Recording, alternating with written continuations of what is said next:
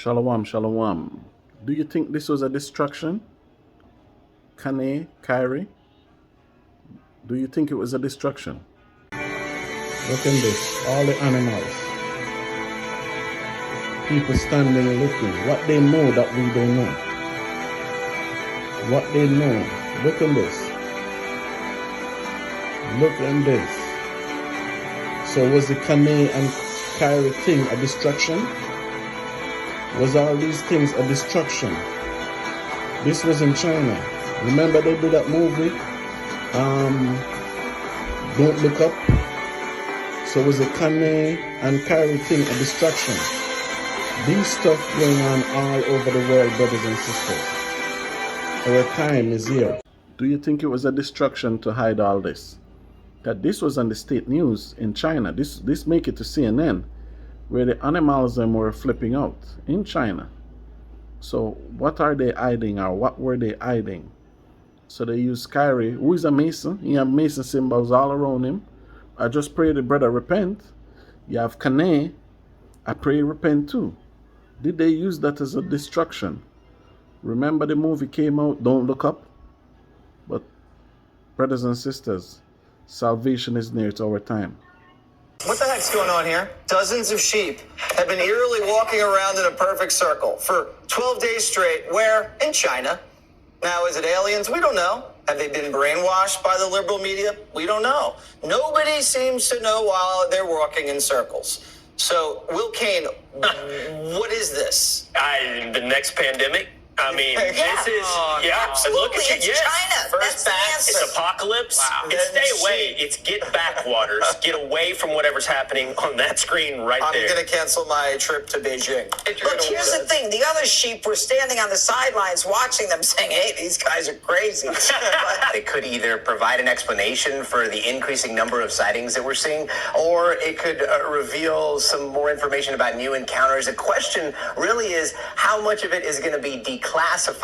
Meanwhile, Mark says he was told his report is going to be included in that review for Congress, and based on other pilots he's been talking to, he is convinced dozens of commercial pilots are going to be coming forward describing the same kind of lights flying in that racetrack-like pattern in the direction of the Big Dipper. The craziest part of his story, he says, is he saw a shooting star during all of this that was coming in that direction too, and he's like, oh my gosh, there's a shooting star happening as well, and then that shooting star joined in the pattern that those other lights were flying, something he's never seen before. Whoa! Dozens of pilots can't be making this happen.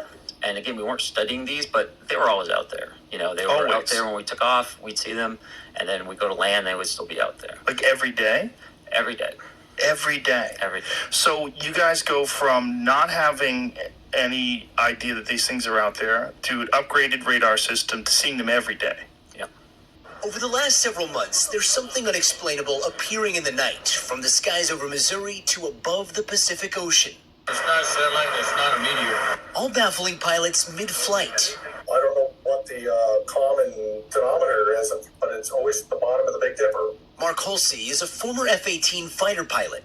This August, he was piloting a private jet off the coast of Los Angeles when he says he saw as many as 7 mysterious objects appearing to fly thousands of feet above him. This is audio from that night alerting air traffic control. Roger,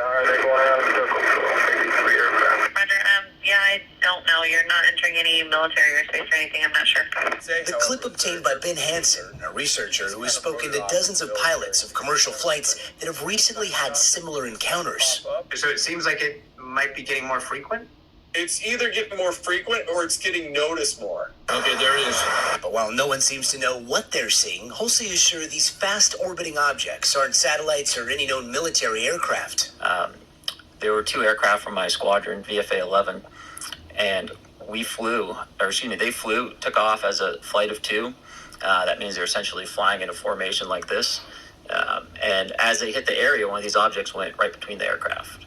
The lead air crew saw the object. He turned around, flew back, landed, and I was in the ready room when he come back, and he had all his gear on, which typically is not a good thing because you want to get that stuff off as fast as possible. So usually means there's a problem of some nature, and he was just sitting there saying, hey, I almost hit one of those damn things.